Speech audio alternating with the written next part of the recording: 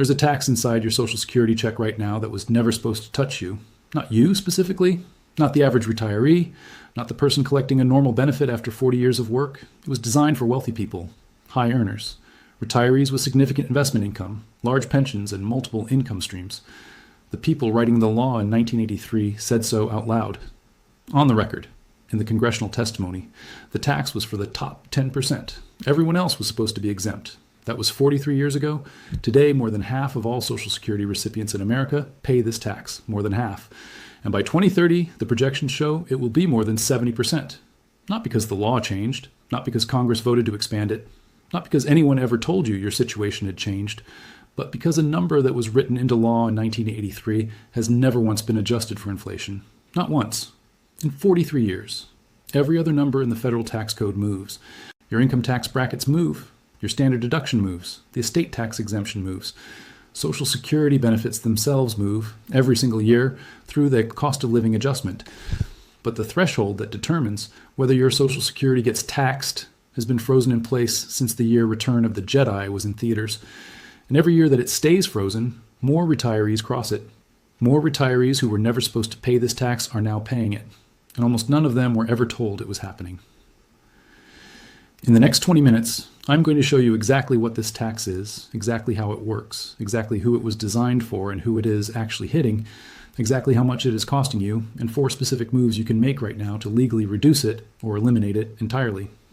And at the end, I'm going to walk you through 3 bonus strategies for the retiree who has built up some money, because those 3 can be worth more than everything else combined, and the financial media never explains them in plain English.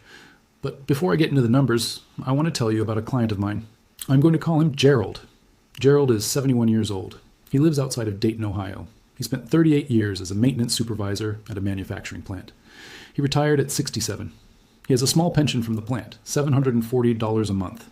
He has a traditional IRA he contributed to for 20 years, and he takes about $12,000 out of it every year to cover what the pension and Social Security do not cover.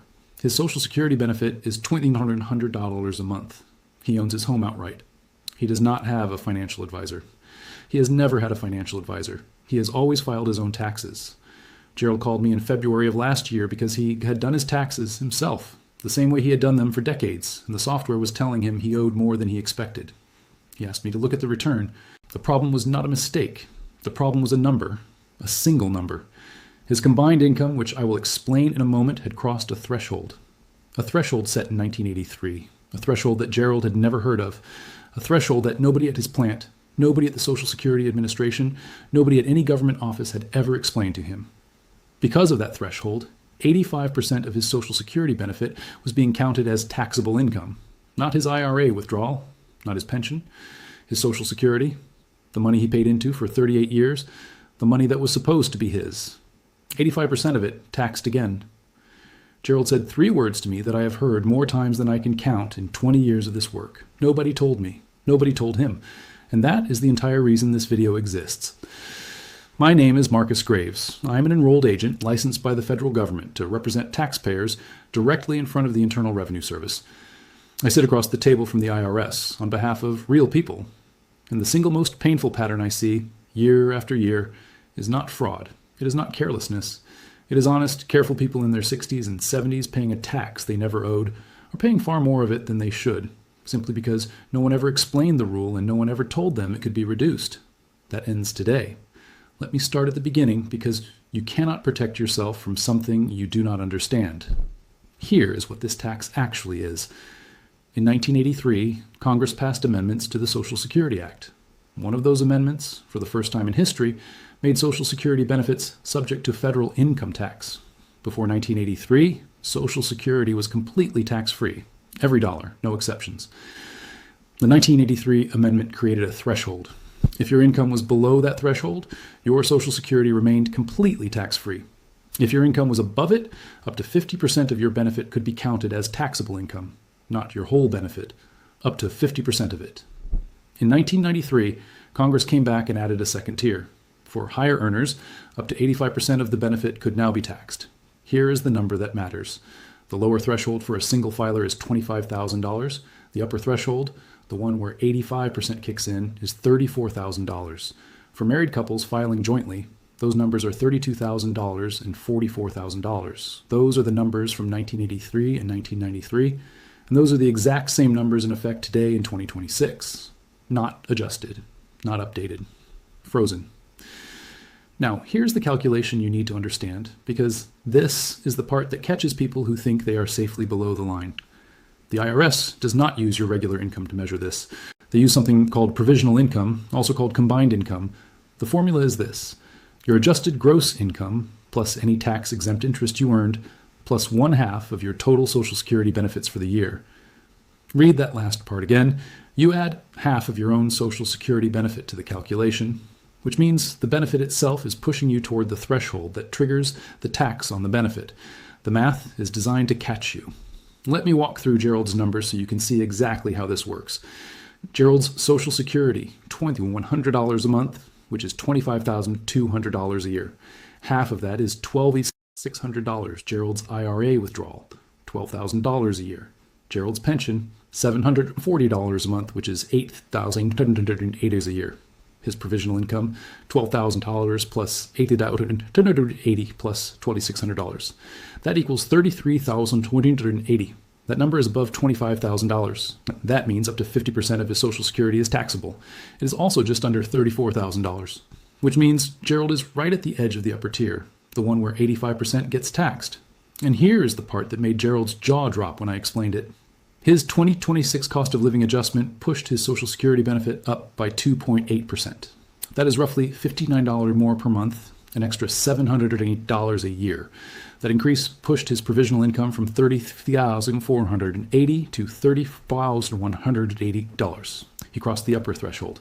85% of his Social Security is now taxable instead of 50%. He got a raise. The raise triggered more tax. He is taking home less money than he was before the raise. That is what the frozen threshold does to ordinary retirees every single year. The benefits go up with inflation. The threshold stays put. The gap closes. More retirees cross it. More income gets taxed. Quietly, automatically, without a letter, without a notice, without anyone ever picking up the phone to tell you the rules changed underneath you. In 1983, when this law passed, fewer than 10% of Social Security recipients paid any tax on their benefits. That was the design. The wealthy few, not the working majority. Today, more than 50% of Social Security recipients pay this tax. Today, a retired couple receiving average benefits of around $3,100 a month combined, plus a small pension or a modest IRA withdrawal, crosses the upper threshold. 85% taxed, not because they are wealthy, because they are average. Because average in 2026 is far above where average was in 1983, and the threshold never moved. If the threshold had been adjusted for inflation the same way Social Security benefits are adjusted for inflation, the lower threshold for a single filer would be approximately $80,000 today. Not $25,000, $80,000. At that number, the vast majority of retirees would pay zero tax on their Social Security. That was the original intent. Instead, the number stayed at $25,000, and the government has collected billions of dollars a year, year after year, from people who were never supposed to owe a single cent. Now let me walk you through who this hits and how, because this is the part where most videos lose half their audience. Either they focus on low-income retirees and the comfortable ones tune out, or they focus on tax planning for people with investment income, and the modest income retirees think it is not for them. I am going to be direct with you the same way I am direct with clients in my office. Both of you are being hit in different ways, and both of you have specific moves available. I am going to tell you which moves apply to which situation, so nobody watching can walk away saying, "This is not for me." If you are a lower income retiree living primarily on Social Security with a small pension or small IRA withdrawal, here is your situation. You may be at or near the lower threshold, which means a portion of your Social Security, up to 50%, may be getting taxed even though your total income is modest. The new senior bonus deduction, which I will explain in a moment, was specifically designed for you. For many lower income seniors, that single deduction pulls their provisional income below the lower threshold entirely. Zero tax on Social Security.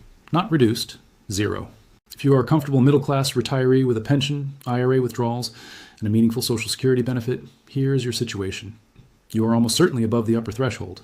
85% of your Social Security is taxable income. The moves available to you are different, and in some cases, more powerful. The IRA strategy, the Roth conversion window, and the charitable distribution tool I'm going to cover in the bonus section can reduce your provisional income by thousands of dollars a year, not by a little, by thousands. Same tax, different income levels, different solutions. I'm going to give you both. Move. Number 1, claim the senior bonus deduction immediately. In 2025, Congress passed a new law called the One Big Beautiful Bill Act. Buried inside that law is a deduction specifically for taxpayers who are 65 and older. It is $6,000 per person. If you are married and both spouses are 65 or older, it is $12,000. This deduction sits on top of everything you already get, on top of your standard deduction, on top of the existing extra deduction seniors have always received. You do not have to itemize. You do not give anything up. It simply reduces your adjusted gross income by $6,000, and because it reduces your AGI, it reduces your provisional income, which means it directly reduces the amount of your Social Security that gets taxed. Let me put real numbers on this for both groups. For Gerald, the lower income retiree. Before the senior bonus deduction, his provisional income was $34,188, above the upper threshold, 85% taxed. After the $6,000 senior bonus deduction reduces his AGI, his provisional income drops to $28,188. He is now between the thresholds. Only 50% of his Social Security is taxable instead of 85%. That swing reduces his taxable Social Security income by roughly $8,700. At a 12% tax rate, that is more than $1,000 back in his pocket. One deduction, 1 year, more than $1,000. For a married couple, both 65 or older, the $12,000 deduction is even more powerful. A couple with combined income near the upper threshold can potentially pull all the way below the lower threshold. Zero tax on Social Security. On a combined benefit of $40,000 a year, that can mean $4,000 to $5,000 in annual tax savings. The deduction is available for tax years 2025 through 2028. It is not permanent. Congress has to extend it, which means every year you do not claim it as a year you cannot get back. If your tax software does not apply it automatically, ask about it specifically. If your tax preparer does not mention it, ask them directly. Did you apply the senior bonus deduction from the One Big Beautiful Bill Act? If they look confused, find someone who knows what it is. That is move number 1. Move number 2, fix your Social Security withholding. This is the move that is costing millions of retirees real money right now and getting zero attention. When people file for Social Security, many of them fill out a form called the W-4V. That form tells the Social Security Administration to withhold a flat percentage of their benefit for federal tax. The options are 7%, 10%, 12%, or 22%. Most people pick 10 or 12% and forget about it. And then they file their return and discover one of two things. Either they overwithheld, handed the government an interest-free loan all year, and got a refund they were not expecting. Or they underwithheld and owe a balance they were not prepared for. The problem is that Social Security withholding is a flat percentage of the benefit, not a calculation based on what you actually owe. It does not account for your total income picture. It does not account for the senior bonus deduction. It does not account for whether your provisional income is above or below any threshold. It is just a number you picked when you signed up and never changed. The fix is simple and free. Look at your actual tax liability from your most recent return. Calculate what you actually owed on your Social Security. Then file a new W-4V with the Social Security Administration to match your withholding to your real situation. If you owe nothing on your Social Security because your provisional income is below the lower threshold, file the W-4V to stop withholding entirely. You're handing the government money you do not owe and then waiting a year to get it back with zero interest. If you owe a modest amount, adjust to the 7% option and supplement with quarterly estimated payments if needed. The goal is simple. Pay what you owe when you owe it, and not a dollar more, not a dollar sooner. That is move number 2. Move number 3. Time your IRA withdrawals strategically. This one is for the comfortable middle-class retiree, though it applies to anyone who takes distributions from a traditional IRA or 401k.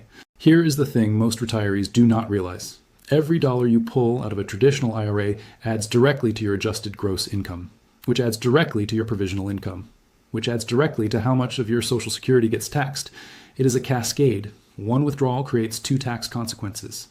The strategic move is to think about your IRA withdrawals in terms of where they land relative to the Social Security thresholds.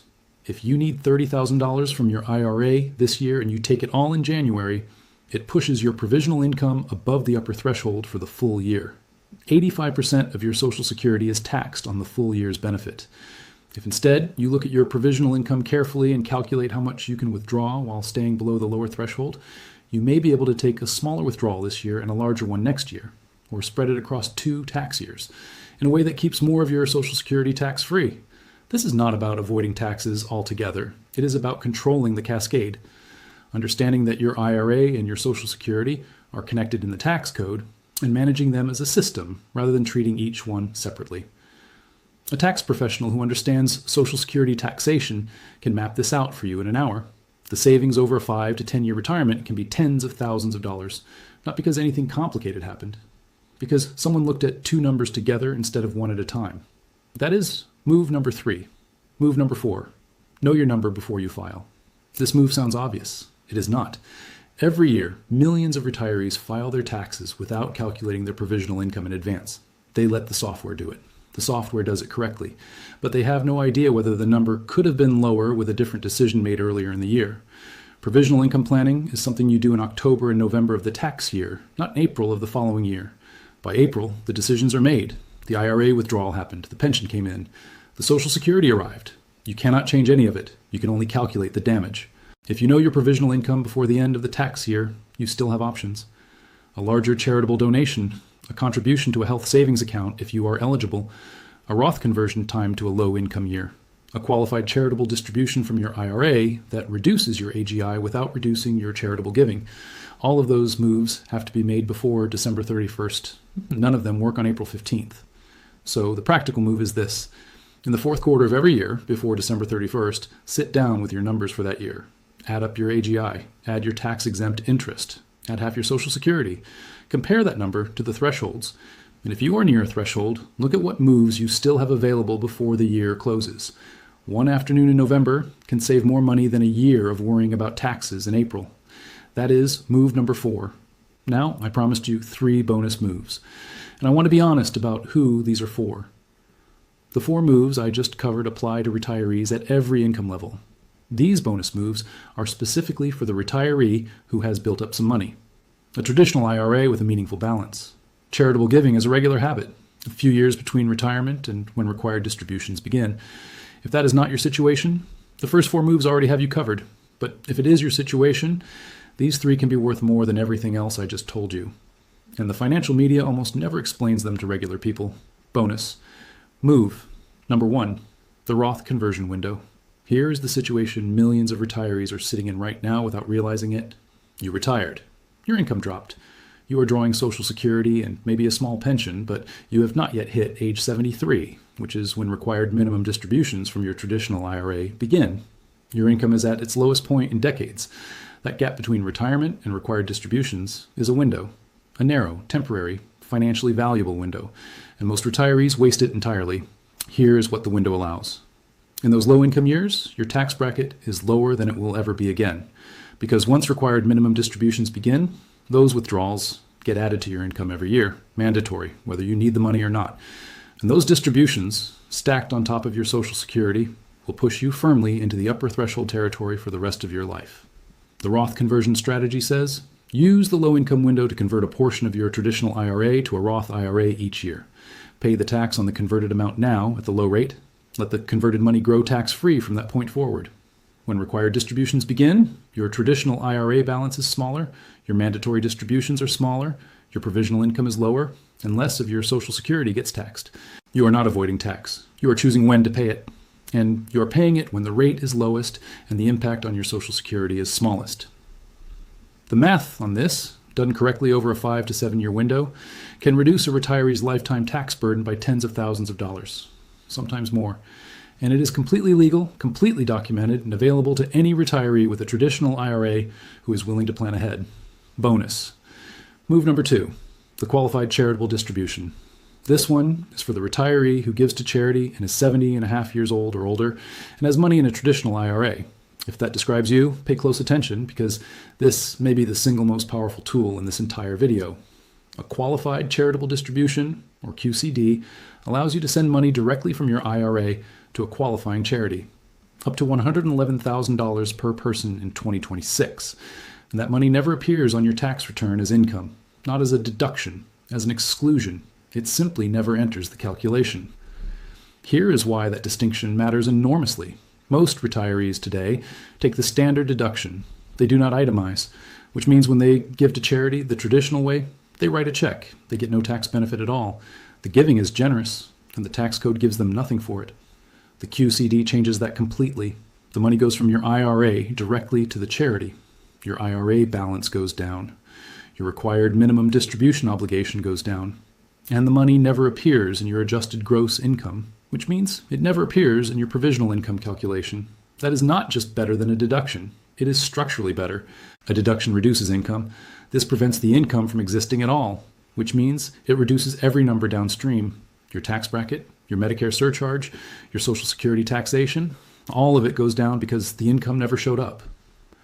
For a retiree who gives $10,000 to church, to a cancer charity, to their alma mater, doing it through a QCD instead of writing a check from a bank account can reduce their taxable Social Security by several $1,000s, year after year, as long as they keep giving and keep the IRA balance alive. If you are 70 and a half or older, if you give to charity, and if you have money in a traditional IRA and you're not using the qualified charitable distribution, you are leaving real money on the table every year, not a little, real money.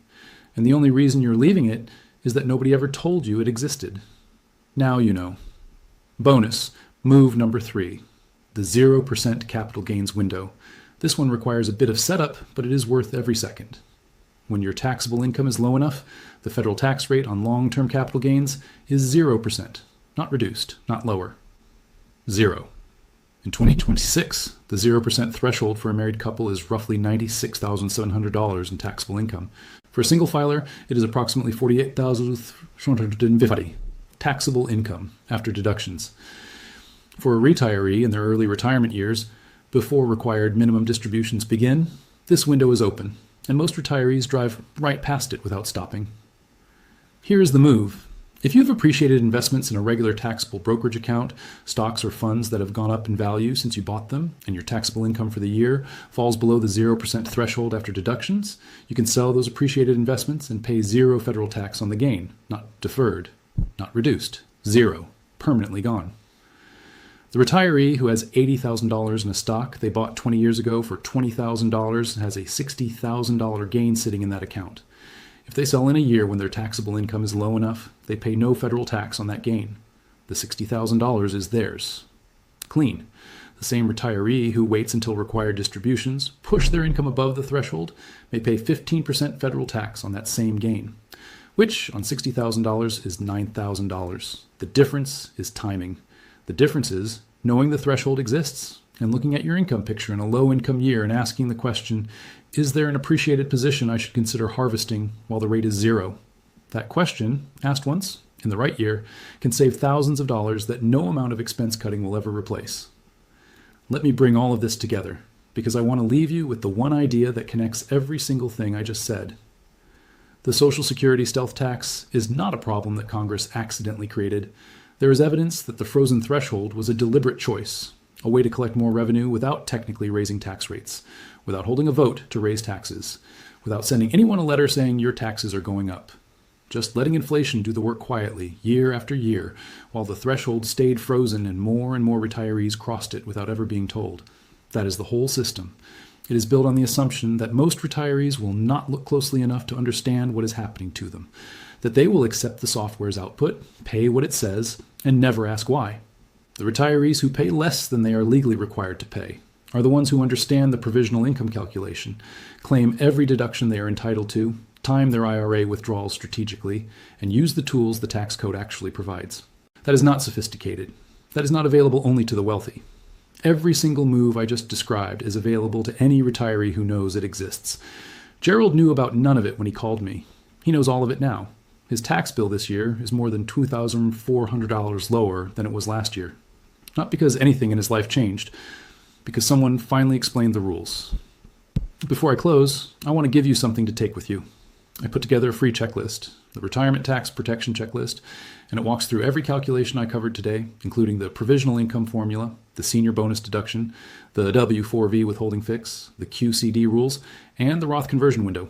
It tells you which form to use, what deadline to watch, and what question to ask your tax preparer to make sure none of these moves are being missed on your return. To get it, go to marcusgravestacks.com/checklist. The link is also in the description. Print it out. Go through it before you file this year. For most people watching this, it is worth far more than the time it takes. Here is what I want to leave you with. Congress set a threshold in 1983 that was supposed to protect you. That threshold has never been adjusted. Every cost of living raise you receive moves you closer to it or further over it.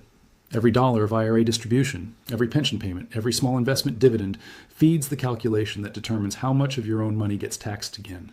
The government is counting on you not knowing the number, not knowing the formula, not knowing the moves. You now know the number. You know the formula. And you know 4 moves plus 3 bonus strategies that can put real money back in your pocket this year and every year going forward. Do one thing before you close this video. Send it to one person you know who is over 65 and collecting Social Security. It does not matter whether they are living on a single check or sitting on a comfortable retirement. The threshold is hitting both of them. The moves are available to both of them, and the odds are very good that no one has ever explained any of this to either of them. One share from you today could be worth thousands of dollars to someone who needed to hear this. That is what this channel is here to do. I will see you in the next one.